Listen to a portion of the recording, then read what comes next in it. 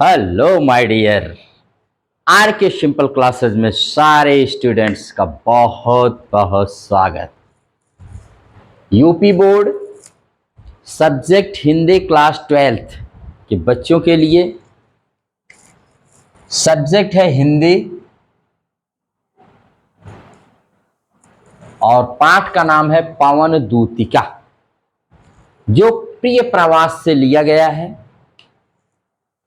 कवि का नाम है अयोध्या सिंह उपाध्याय हरिऔध। पद्यांश 1 से 13, कुल इसमें 26 पद्यांश हैं, स्टेंजाज हैं। तो आज मैं 13 पार्ट 1, इसको भाग 1 मैंने नाम दिया है। आपका उसमें पुस्तक में ऐसा कोई डिवीजन नहीं है, ये मैंने सेल्फ किया है अपने आप बताने के लिए कि 2 पार्ट में। और जो काव्यगत सौंदर्य इसमें देखेंगे, जिसे सुंदरता लाई गई है, तो उसमें रस है वियोग श्रृंगार रस, भाषा खड़ी बोली है, छंद है मंदा क्रांता, और शैली है प्रबंध, अलंकार है मानवीकरण, यहाँ मुख्य अलंकार है। बाकी तो आपके जो है वो तो है ही, लेकिन मानवीकरण जो है वही मेन अलंकार है पवन दूतिका में। शब्द शक्ति अभिधा है, माने जो शब्द कहे गए सीधा सा उसका अर्थ निकलता है, उसमें कोई लक्षणा या व्यंजना की बात नहीं की गई जो शब्द शक्ति के और भेद होते हैं। अभिधा माने सीधा जो कहा गया वही उसका अर्थ है, एकदम सीधे से। संस्कृतनिष्ठ खड़ी भाषा प्रिय प्रवास लिखा गया है हरिऔध जी के द्वारा। तो आज इसके पहले 13 पद्यांशों का, स्टेंजास का हम लोग यहाँ पर अध्ययन करते हैं और देखते हैं कि इसमें क्या बताया गया है। तो इसमें सबसे पहले है, हरिऔध जी महान कवि है भाई, इनके बारे में क्या कहा जाए। 15 अप्रैल सन 1865 को आजमगढ़ के निजामाबाद में पैदा हुए थे और 6 मार्च 1947 को इनकी मृत्यु हो गई। बहुत सारी रचनाएं इन्होंने छोड़ा है अपने पीछे। अब आते हैं पवन दूतिका। पवन दूतिका में संस्कृत साहित्य के मेघदूत और हंसदूत। अब देखो, दूत शब्द क्या होता है? मैसेंजर, जिसे हम आप कहते हैं। तो जैसे आप संस्कृत में देखते हैं, मेघदूत माने बादलों को दूत बनाया गया था, उनसे संदेशा भेजा गया था। हंसदूत में हंस को भेजा गया था, हंस के द्वारा। वैसे ही प्रस्तुत जो हमारा ये काव्य है, इसमें लेखक के द्वारा जो यहाँ हमारी नायिका जो दुखी है, विरह वेदना से पीड़ित है, राधा जी, वे अपना संदेशा पवन के द्वारा भेज रहे हैं, इसीलिए इसका नाम है पवन दूतिका। हवा के द्वारा अपना संदेश दे रही हैं, इसीलिए इसका नाम है पवन दूतिका, जो लिया गया है किससे? प्रिय प्रवास से।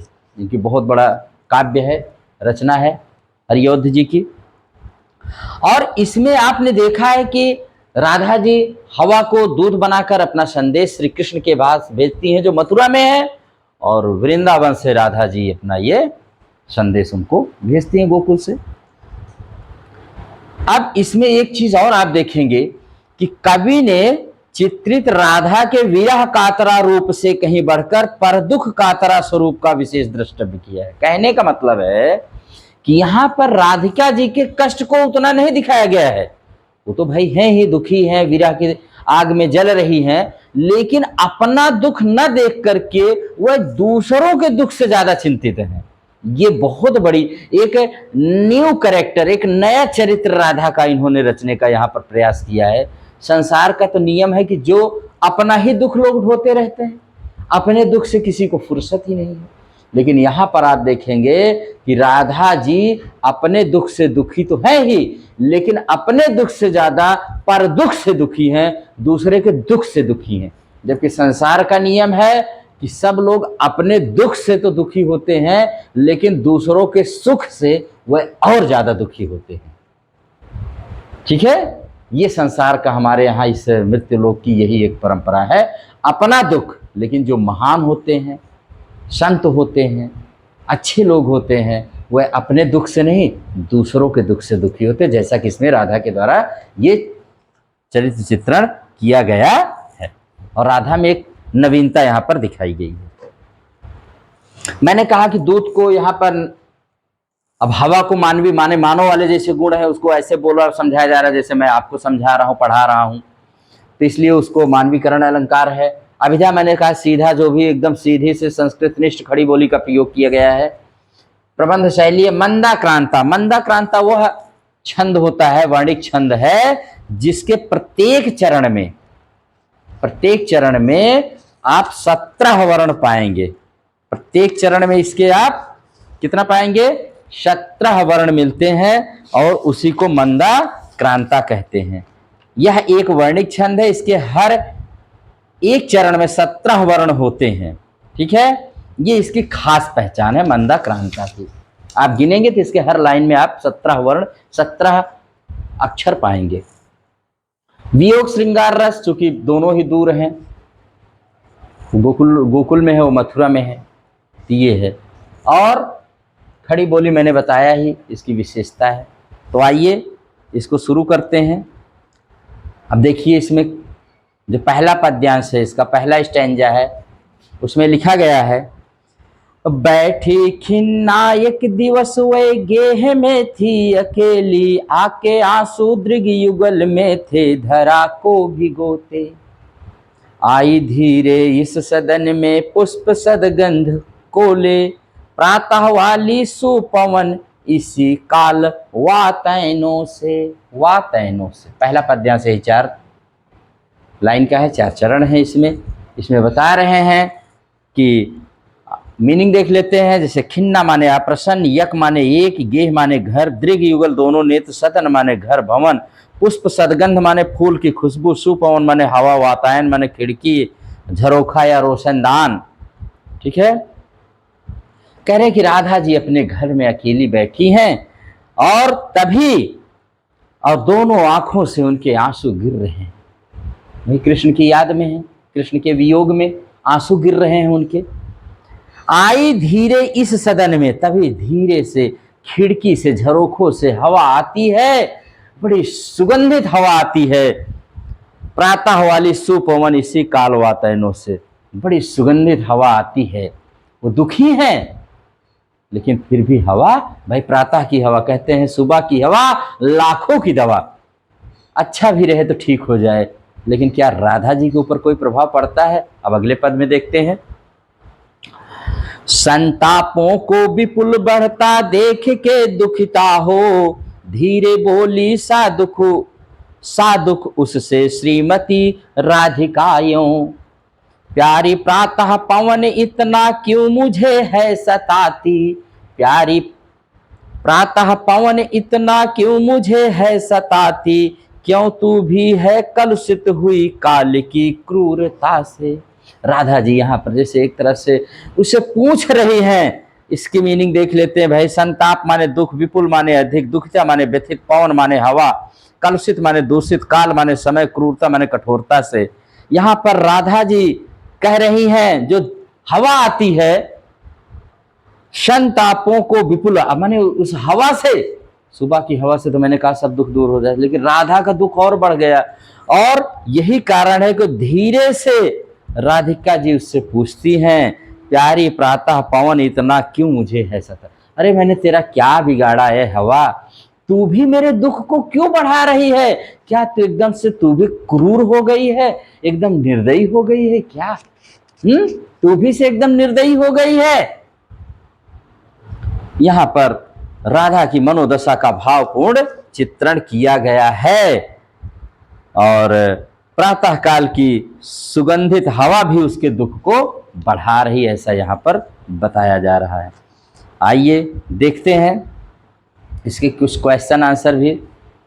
तो देखते हैं इसमें क्या है। जैसे पूछे गए कि कवि ने राधा की किस स्थिति का वर्णन किया है, तो विरह अवस्था के, राधा की विरह अवस्था का कवि ने यहाँ पर वर्णन किया है। नायिका ने पवन को क्रूर क्यों कहा है?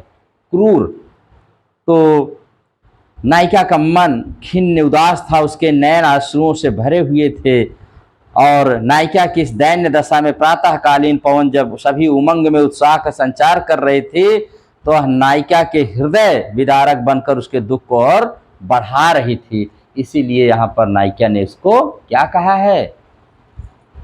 उसको भाई क्रूर कहा है। अलंकार योजना पर चलेंगे। आके आंसू, प्यारी प्रातः पवन में क्रमशः आ और पा की आवृत्ति होने के अनुप्रास हवा के मानव के रूप में चित्रित किए जाने के कारण मानवीय करण अलंकार मैंने कहा मुख्य रूप से यही है। अगर पाठ का नाम कवि का नाम आए तो आप उसको लिख दीजिएगा। आगे देखते हैं, ये दोनों मुख्य रूप से यही थे। ठीक है, अगला तीसरा पद्यांश देखते हैं। प्यारे मेरे प्यारे नौ जलद से कंज से नेत्र वाले, जाके आए ना मधुबन से और न भेजा संदेशा। मैं रो रो के प्रिय विरह से बावली हो रही हूँ, जाके मेरी सब दुख कथा श्याम को तू सुना दे। अब यही पर संदेशा भेजा जा रहा है। ऐ मेरी प्यारी हवा, पहले वर्ड मीनिंग देख लेते हैं। नया, नव माने नया, जलद माने बादल, कंज माने कमल, मधुबन माने ब्रज का एक प्राचीन वन है। मधुबन जहाँ पर बहुत सुंदर वन है, मधुबन, वृंदावन, ये सब वहाँ के बहुत मशहूर वन थे जहाँ श्री कृष्ण अक्सर राधा से मिलते थे मधुबन में। प्रिय विरह, प्रेमी से वियोग, प्रेमी से वियोग। ठीक है, और बावली माने पागल, बावली माने पागल। तो कह रहे हैं कि मेरे प्यारे नवकन जो नए बादल के समान नेत्र वाले हैं, कंज माने कमल के नेत्र वाले श्री कृष्ण जी जब से मेरे प्रियतम जब से यहाँ गए मधुबन छोड़ करके, ना तो उन्होंने कोई संदेशा भेजा और न लौट कर वापस आए।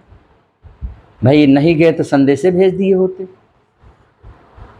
मैं रो रो के प्रिय विरह से बावली हो रही हूं, जाके मेरी सब दुख कथा श्याम को तू सुना दे। ऐ हवा, जाके मेरी पूरी विरह व्यथा, मेरा पूरा कष्ट श्री कृष्ण को सुना दे, बता दे कि मेरे अंदर कितना मैं विरह की अग्नि में कितना तड़प रही हूं, ये जा करके तुम बता के आओ। राधा जी कह रही हैं हवा से, पवन से। अगला देखते हैं। ज्यों ही मेरा भवन तज तू अल्प आगे बढ़ेगी, शोभा वाली सुखद कितनी मंजू कुंजे मिलेंगी, प्यारी छाया मृदुल स्वर से मोह लेंगी तुझे, वै तो भी मेरा दुख लख वहां जाना विश्राम लेना। यहां पर राधा जी कह रहे हैं, देखो अब राधा जी बता रही, उसको आगाह कर रहे, चेतावनी सी दे रही हैं कि मेरे घर से आगे जब बढ़ोगी, जैसे वर्ड मीनिंग इसमें है, तज माने छोड़कर, अल्प माने थोड़ा, मंजू माने सुंदर, कुंजे माने लता झाड़ियों से घिरा क्षेत्र, मृदुल माने मधुर मीठा, लख माने जानकर देखकर। यहां पर राधा जी कह रहे हैं कि जब तुम मेरे घर से आगे बढ़ोगी, जब जाओगी, जैसे तुम मेरे घर से थोड़ा आगे बढ़ोगी तो बड़ी सुंदर सुंदर झाड़ियां, बड़े सुंदर सुंदर बाग बगीचे तुमको मिलेंगे, इतने सुंदर सुगंधित वहां से सुगंधित हवा रहेगी, प्यारी छाया मृदुल स्वर से मोह लेंगी, इतनी सुंदर छाया, इतने सुंदर वहां पशु पक्षी तमाम प्रकार के लोग रहेंगे, तुमको मोह लेंगे, तुमको जाने नहीं देंगे आगे। आए हवा, आए पवन, लेकिन याद रखना मेरी सखी, मेरी सहेली, तो भी मेरा दुख, मेरे दुख के बारे में याद करना, मैं कितनी दुखी हूं, और तुम वहां पर रुकना मत, विश्राम न लेना, वहां पर रुकना मत, तुम आगे बढ़ जाना, वहां के मोह माया में तुम पड़ना मत, आगे बढ़ लेना। यही यहां पर बातें बताई गई। इसमें देखते हैं कुछ। तो यहां पर राधा पवन दूतिया से किससे प्रभावित न होने के लिए कह रही है? तो राधा पवन दूतिया से मार्ग में पड़ने वाली प्राकृतिक सुषमा का वर्णन करते हुए उससे प्रभावित, माने जो सुंदरता, प्रकृति की जो सुंदरता, उसके चक्कर में मत पड़ना, उसमें मत फंसना। कृष्ण के विरह में राधा की क्या दशा हो गई है? कृष्ण राधा माने राधा की दशा कृष्ण के विरह में रो रो करके वो बावली हो गई, पागल हो गई है। और कह रहे कि कृष्ण जी जब से ब्रज को छोड़ के गए हैं, ना तो स्वयं आए और ना कोई संदेशा भिजवाए हैं, और जिससे वो रो रो के पागल हो गई है। ठीक है, और इस तरह से इसमें ये इस तरह के तमाम प्रश्न आएंगे, तो आप इसको भी देख लीजिएगा, बहुत अच्छे अच्छे। अब आगे देखते हैं पद्यांश 5।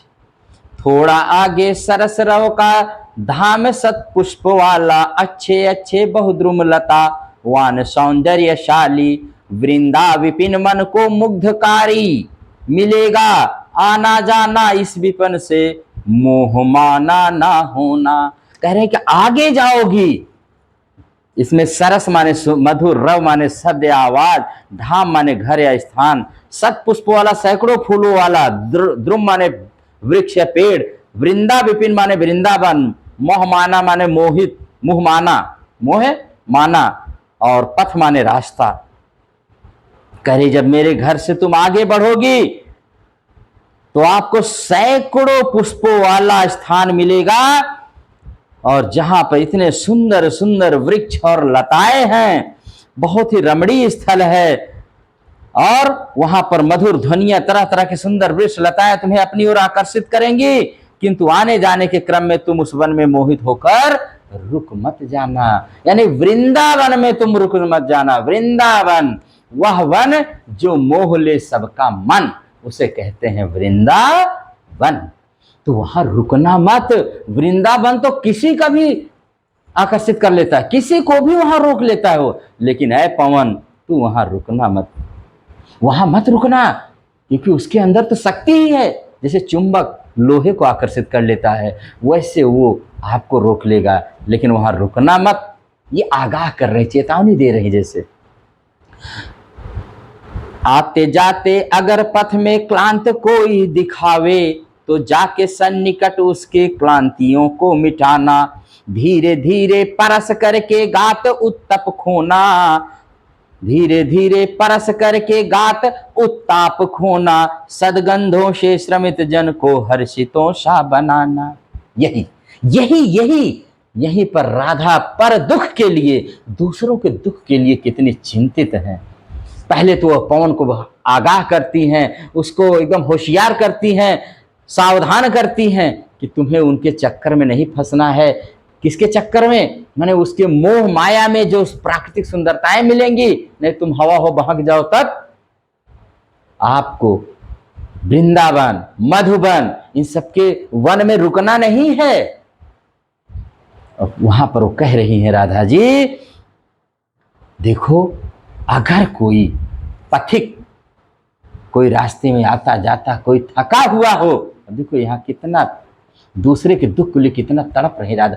अपने विरह से तो है ही, दूसरे का भी दुख देखिए। अगर जाते जाते अगर पथ में कोई थका हारा दिखाई जाए तो उसके पास जाना और उसके सारे दुख को दूर कर देना, उसको धीरे धीरे परस करके, धीरे धीरे उसको परस करके, उसको स्पर्श कर करके, गात माने शरीर, उत्ताप माने गर्मी, कष्ट, उसके कष्ट को दूर कर देना। सुगंध खुशबू श्रमित थके हुए जन माने लोग हर्षित, ताकि वह सदगंध माने सुगंध से एकदम आनंदित हो जाए और प्रसन्नचित हो जाए। सभी जन को प्रसन्न कर देना। जो भी कोई दुखी मिले तुमको, मेरा दुख तो लेके जा रहे संदेशा, लेकिन अगर रास्ते में कुछ भी मिले ना, कोई भी मिले, तो आप उसको देखिए। यहां पर आप एक बहुत मशहूर इंग्लिश के पोएट हुए हैं रॉबर्ट फ्रॉस्ट। रॉबर्ट फ्रॉस्ट की एक पोएम है stopping by woods on a snowy evening. इस पोएम की जो लास्ट की 4 लाइनें थी, ये हमारे यहाँ के जो पहले प्रधानमंत्री थे जवाहरलाल नेहरू जी, इसे हमेशा अपने वर्किंग, जहाँ ऑफिस था वहाँ पर टेबल के सामने रखते थे और सोते समय तकिए के नीचे। और लाइनें मैं बता रहा हूँ यहाँ पर बहुत मेल खाती है। कैसे?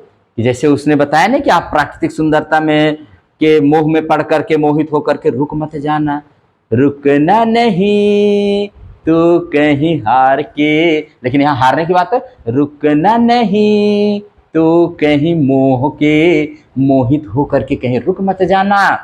उनकी लाइनें थी, the woods are lovely dark and deep, the woods are lovely dark and deep, but I have promises to keep, but I have promises to keep, and miles to go before I sleep, and miles to go before I sleep।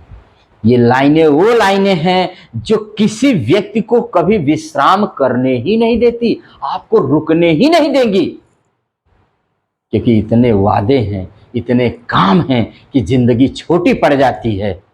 जो लोग महान होते हैं, भले सब चीज सुंदर है, सब चीज अच्छा है, लेकिन मुझे तो कुछ और करना है, इसी को हिंदी में कहा जाता है, माना जंगल प्यारा है, गहरा है और घना है, पर हाय मुझे अपने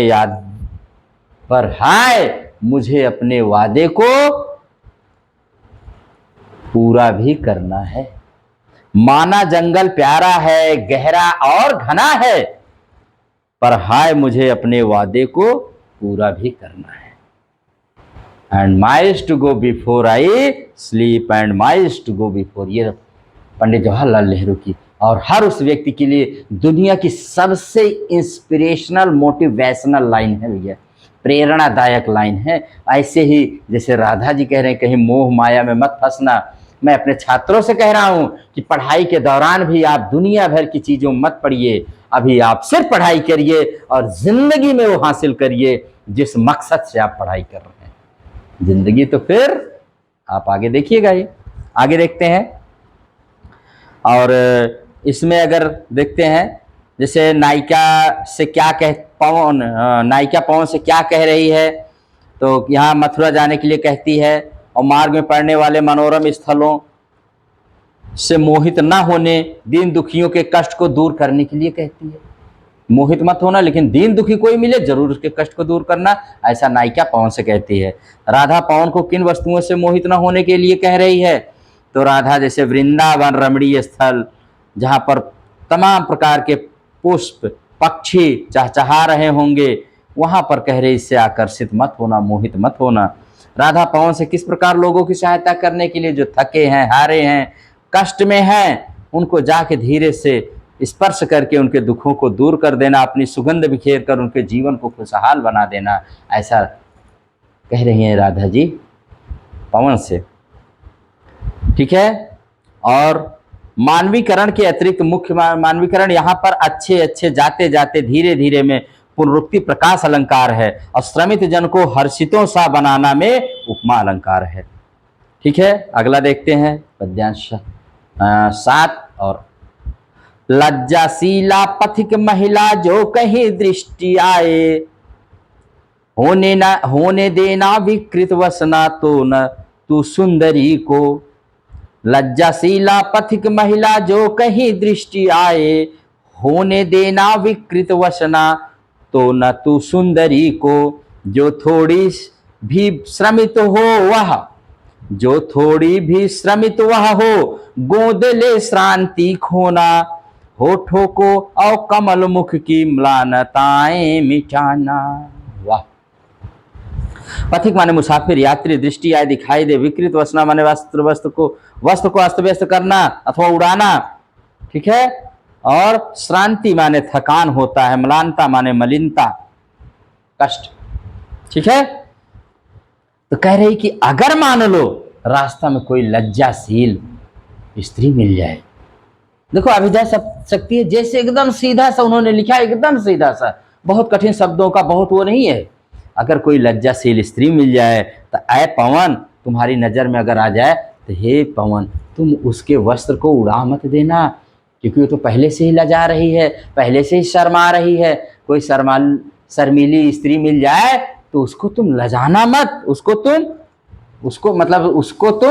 उसके वस्त्र को उड़ाना मत, उसको डिस्टर्ब मत कर देना भाई। जो थोड़ी भी श्रमित हो, तो आप अगर वो थकी हुई है तो आप उसकी थकाई को, उसके थकान को मिटा दीजिएगा।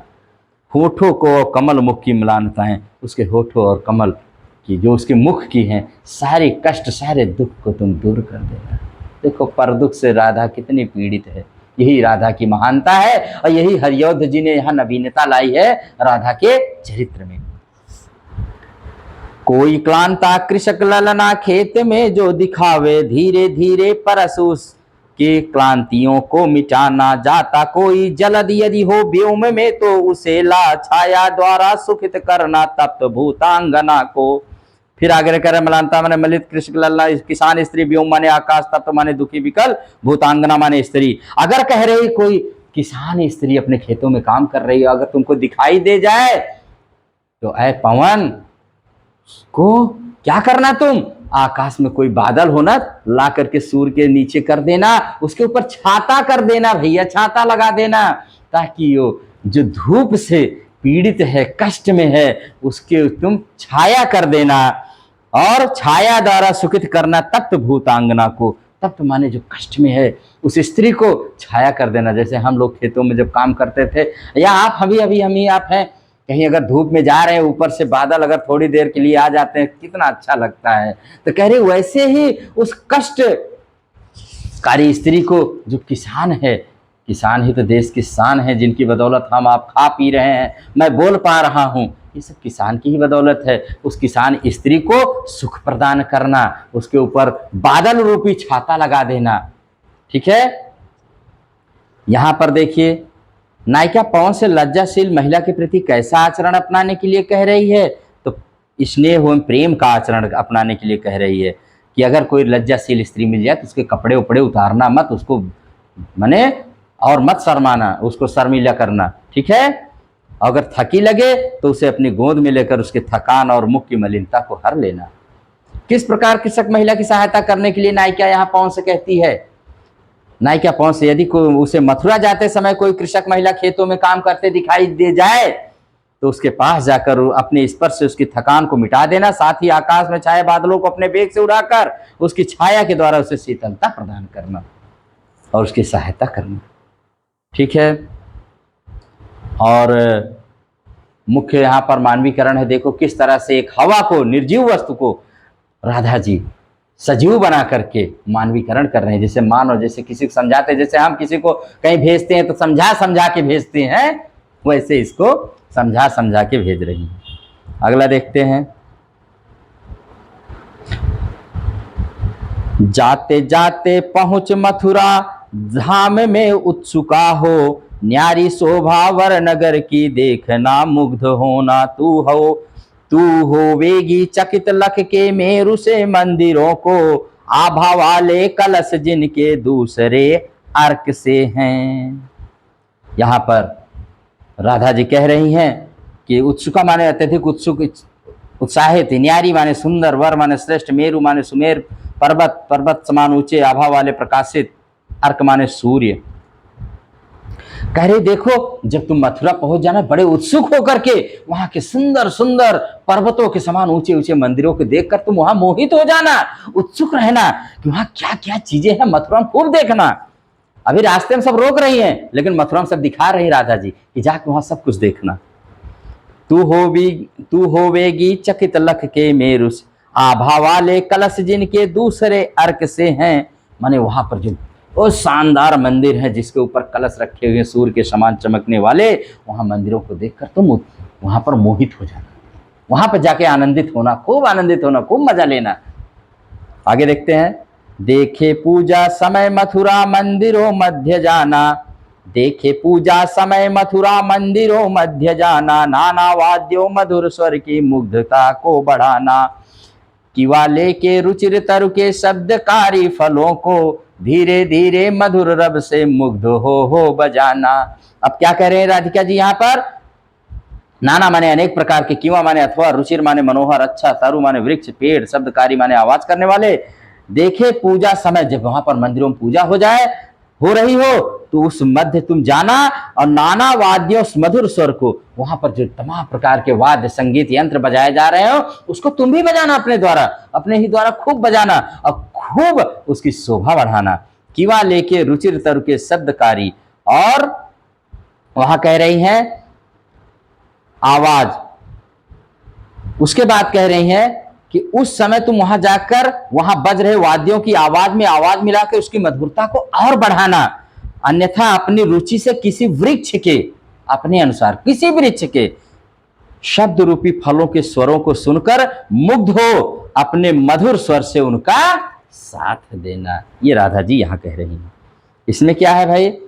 यहां पर राधा पवन दूतिका से किसकी मधुरता बढ़ाने का आग्रह कर रही है? तो मंदिरों में पूजा अर्चना के समय वहां बजने वाले वाद्य यंत्रों की ध्वनियों को अपनी मधुर आवाज मिलाकर उनकी मधुरता को बढ़ाने की बात कह रही है। राधा के अनुसार पवन दूतिका कब विस्मित हो जाएगी? राधा के अनुसार जब पवन दूतिका सूर्य के समान चमकते हुए कलशों से युक्त सुमेर पर्वत जैसे ऊंचे ऊंचे भव्य मंदिरों को देखेगी, तब वह देखकर विस्मित हो जाए, आश्चर्यचकित हो जाएगी। हो सकता अपने आप को भूल भी जाए जब वहां की सुंदरता देखोगी। धीरे धीरे मधुर रब से मुग्ध हो बजाना। पंक्ति में कौन सा अलंकार है? कह रहे धीरे धीरे हो में ये पुनरावृत्ति होने के कारण पुनरुक्ति प्रकाश अलंकार है।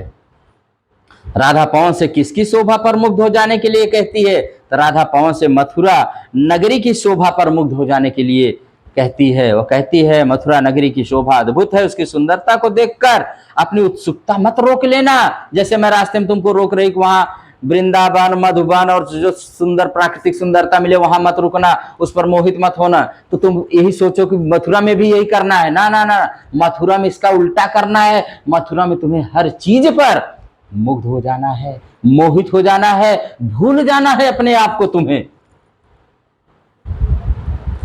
आगे देखते हैं पद्यांश 11। तू देखेगी जलद तन को जा वहीं तदगता हो, होंगे लोने नयनों के ज्योति उत्कीर्णकारी। मुद्रा होगी वरवदन की मूर्ति सी सौम्यता की, सीधे साधे वचन उनके सिक्त होंगे सुधा से। जलद तन माने बादल के समान शरीर वाले श्री कृष्ण जी, तदगता माने तल्लीन, लोने माने होता है सलोने सुंदर, नयन माने नेत्र आकाश नेत्र, ज्योति उत्कीर्णकारी माने प्रकाश बिखेरने वाले। तो यहां पर कह रही है मुद्रा माने होगी भाव भंगिमा, वरवदन माने सुंदर मुख, सौम्यता माने सुंदर, सौम्यता माने सुंदर, और सिक्त माने सींचे हुए, सुधा माने अमृत। तो आइए इसके देखते हैं। कह रहे हैं कि मथुरा जाने तुम बादलों जैसे श्याम वर्ण वाले कृष्ण को उन्हीं में तल्लीन होकर देखोगी, उनकी सुंदर आंखों से प्रकाश निकल रहा। जाना काले काले जैसे श्याम वर्ण के बादल होते हैं, उनको देखोगे उनकी आंखों से प्रकाश निकल। अब यहाँ पर श्री कृष्ण जी का ऐसा वर्णन करेंगे राधा जी, एक एक अंग का उनके वर्णन, और इतने अपूर्व सुंदरता ढंग से की गई है राधा के द्वारा, हमारे कवि अयोध्या सिंह उपाध्याय जी ने जो किया है। अब मुद्रा होगी माने उनके आंखों से ज्योति निकल रही होगी। अब मुद्रा होगी वरवदन की मूर्ति सी सौम्यता की, सीधे साधे वचन उनके सिक्त होंगे सुधा से। उनके सुंदर सौम्य मुख को देख ऐसा प्रतीत होगा जैसे वह कोई मनोहर सौम्य कोई बहुत सुंदर मूर्ति हो। तुम्हें उनके बोले हुए शब्द अमृत से सींचे हुए से प्रतीत लगेंगे, प्रतीत होंगे। आगे कह रही है पद्यांश 12 में, नीले फूले कमल दल सी गात की श्यामता है, पीला प्यारा वसन कट में पहनते हैं फबीला। छूटी काली अलक मुख की कांति को है बढ़ाती, सदवस्त्रों में नवल तन की फूटती सी प्रभा है। हे दूती, हे पवन दूतिका, उनका शरीर नीले खिले हुए कमल के समूह के सदृश सांवला और मनोरम है। वह कमर पर पीतांबर पीला वस्त्र पहनते हैं, जो अति शोभायमान लगता है। उनके बालों से लटकी एक लट उनके जब चेहरे पे आ जाती है तो उनके मुख की शोभा बहुत बढ़ जाती है। सुंदर वस्त्र धारण किए कृष्ण के सौम्य शरीर से प्रकाश की किरणें से निकलती रहती हैं। सद वस्त्रों में नवलतन की फूटती सी प्रभा, प्रभा माने प्रकाश, उसमें से एक प्रकाश एक लाइट आता रहता है। इतनी सुंदर वर्णन किया गया है। इसमें देखते हैं यहां पर अगर आपको देखें तो यहां पर जो हमारी मीराबाई की एक मिलता जुलता भाव दर्शाया गया है कि बसो मेरे नैनन में नंदलाल, मोहन मूरति श्यावर सूरति, नैना बने विशाल, अधर सुधार ऐसे मुरलिया बाजत उर्वैजंती माल। क्षुद्र घंटिका कटि तट शोभित नूपुर शब्द रसाल, मीरा प्रभु संतन सुखदाई, भक्त वत्सल गोपाल, बसो मेरे नैनन में नंदलाल। यही सुंदरता यही भाव यहाँ पर भी देखने को मिल रहा है जब अयोध्या सिंह उपाध्याय जी राधा के जरिए श्री कृष्ण के सुंदर वर्णन कर रहे हैं। कैसा वस्त्र पहनते हैं, कैसे उनके शरीर से आभा निकलती है, कैसे प्रभा है, कैसे उनकी आभा है, ये सब बता रहे हैं। प्रस्तुत पद्यांश में कृष्ण की तुलना किन किन उपादानों से की गई है? तो कृष्ण की तुलना जलद बादल व नील कमल से, क्योंकि श्री कृष्ण का रंग जो है, वर्ण जो है, वो बादल नील कमल के समान श्याम वर्ण है। कवि ने श्री कृष्ण के रूप सौंदर्य का वर्णन किस प्रकार किया है? बादल और नील कमल के समान किया है। कवि कहता है उनका रूप अत्यंत सुंदर मनोरम है, उनकी वाणी अमृत के समान है, पीले वस्त्र उन पर अत्यधिक शोभा दे रहे हैं, उनके बालों से लटकी लट उनके रूप को, सौंदर्य को और बढ़ा देती है। नीले फूले कमल दल से गात की श्यामता है। कह रहे हैं कि इसमें श्री कृष्ण के श्याम वर्णी शरीर की तुलना नीले रंग के कमल से करते हुए कहते, हे पवन, उनका वर्ण नीले रंग के कमल के समान श्यामल और मनोरम है। सद वस्त्रों में नवल तन की फूटती सी प्रभा है। कह रहे कौन सा अलंकार है? तो इसमें उपमा अलंकार है, क्योंकि श्याम वर्णी श्री कृष्ण पहने गए पीले रंग के वस्त्रों की तुलना प्रातःकालीन सूर्य की पीली किरणों से की गई है। इसमें पीले वस्त्र और सूर्य के पहली किरणों में श्यामता प्रकट करने के लिए उपमा अलंकार बताया गया है। आइए अंतिम छंद जो आज का है, इस पार्ट भाग 1 का 13वां छंद देखते हैं। सांचे ढाला सकल वपु है, दिव्य सौंदर्यशाली, सत्पुष्पों से सुरभ उसकी प्राण संपोषिका है। दोनों कंधे वृषभ वर्षे हैं, बड़े ही सजीले, लंबी बाहें कलभ कर सी शक्ति की पेटिका हैं। वाह! इस श्री कृष्ण जी के शरीर का, उनके शरीर का सौंदर्य, उनके शक्ति को बताया जा रहा है। सकल माने संपूर्ण, वप माने शरीर, सुरभ माने सुगंध, संपोषिका पोषण करने वाले, वृषभ वर्ष से साढ़ के समान, श्रेष्ठ, कलभ करसी माने हाथी की सूंड जैसी, पेटिका माने पिटारी। यहाँ पर श्री कृष्ण के बताया जा रहा है कि श्री कृष्ण, उनका संपूर्ण शरीर, राधा पवन से बताते उनके शरीर माने उनके शरीर की सुंदरता का वर्णन करते हुए, उनका संपूर्ण शरीर सांचे में ढला हुआ अर्थात सुडौल है, बड़ा सुंदर शरीर है, और आपको उनके दर्शन से अलौकिक आभास होगा, अलौकिक सौंदर्य। उनके शरीर से निकलने वाले सुगंधित पुष्पों के सदृश सुगंध प्राणों का पोषण करने वाली मन को आह्लादित कर देती है, जो उनके शरीर से सुगंध निकलती है।